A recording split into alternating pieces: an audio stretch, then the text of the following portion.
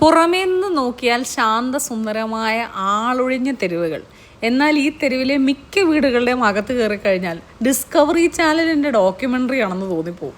ഈ കിടന്ന് തുടിക്കുന്നത് മൂർഖന്റെ ഹൃദയമാണ്. ഇത് മരുന്ന് പോലെ പുരുഷന്മാർ കഴിക്കുന്ന നല്ലതാണെന്ന് പറയും. ഈ കൊക്കോ ബട്ടർ പോലിരിക്കുന്ന സാധനം പാമ്പിന്റെ കൊഴുപ്പാണ്. സംഗതി നല്ല നാറ്റമാണെങ്കിലും അസാമാന്യ ഹൈഡ്രേഷൻ ആണ്. ഇതൊരു തരം പാമ്പിന്റെ കൊഴുപ്പ് ചേർത്ത എണ്ണയാണ്. ഇത് പ്രധാനമായിട്ടും ഉപയോഗിക്കുന്നത് പൊള്ളലുകൾക്കാണ്. ഉപ്പിലിട്ട് വെച്ചിരിക്കുന്ന പോലെ പാമ്പിനെ റൈസ് വൈനിനകത്ത് ഇങ്ങനെ ഇട്ട് വെച്ചിരിക്കുന്നത് കാണുമ്പോൾ തന്നെ ചിലർക്കെങ്കിലും സ്ഥലം ഏതാണെന്ന് കത്തിക്കാണും. സർപ്പങ്ങളുടെ ഗ്രാമം എന്നറിയപ്പെടുന്ന വിയറ്റ്നാമിലെ ലിയമാറ്റ് വില്ലേജ് ഒരു പാമ്പായിട്ട് ജനിക്കാൻ ഏറ്റവും മോശം സ്ഥലം. ലിയമാറ്റിലെ മിക്ക വീടുകളിലും പാമ്പുകളെ വളർത്താറുണ്ട്.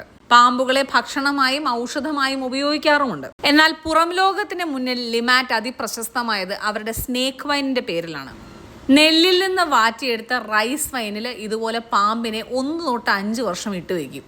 അസാധ്യ ഔഷധ ഗുണമാണ് ഇതിനെന്നാണ് വെപ്പ്. ഞാൻ പോയത് ഈ കാണുന്ന മിസ്റ്റർ ലാപ്പിന്റെ വീട്ടിലായിരുന്നു. ഈ മനുഷ്യൻ ഏകദേശം 70 വയസ്സ് പ്രായമുണ്ടെന്ന് പറഞ്ഞാൽ വിശ്വസിക്കൂ. സ്വന്തമായി വാറ്റിയ സ്നേക്ക് വൈൻ എന്നും രാത്രി ഒരു 60 ml അടിക്കുന്നതാണ് ഈ ആരോഗ്യത്തിന് പിന്നിലെ രഹസ്യമെന്നാണ് ലാപ്പ് പറയുന്നത്. ലാപ്പ് ശരിക്കും ഒരു സംഭവമാണ് കേട്ടോ.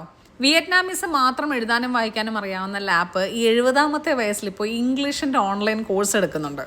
ലേമാറ്റിനെ തേടി വരുന്ന എന്നെ പോലുള്ള മറ്റു രാജ്യക്കാരോട് സംസാരിക്കാൻ യാതൊരു വിധത്തിലുള്ള ബുദ്ധിമുട്ടും ലാപ്പിന് ഉണ്ടാവരുതെന്ന് കരുതിയിട്ട് മാത്രം. തനിക്കറിയാവുന്ന മുറി ഇംഗ്ലീഷിൽ ലാപ്പ് കടന്നു വന്ന വഴികളെക്കുറിച്ചും അമ്മയെക്കുറിച്ചും കുടുംബത്തെക്കുറിച്ചും എല്ലാം വാചാലനായി. അടുത്ത ഗ്രാമത്തിൽ പോയിരുന്ന ഭാര്യയെ വീഡിയോ കോൾ വിളിച്ചെന്നെ പരിചയപ്പെടുത്തി. പാമ്പുകളെ തേടി ലേമാറ്റിലേക്ക് പുറപ്പെട്ട എന്റെ യാത്രയുടെ ഹൈലൈറ്റ് സത്യത്തിൽ ലാപ്പായിരുന്നു. ഇനി പാമ്പിനെ കഴിച്ചു എന്ന ചോദ്യത്തിനുള്ള ഉത്തരം, കുറെ നേരം പാമ്പുകളുടെ ഇടയിൽ ഇരുന്നോണ്ടാണോ എന്നറിയില്ല, പാമ്പിനെ കൊല്ലാനായിട്ട് എനിക്ക് മനസ്സ് വന്നില്ല.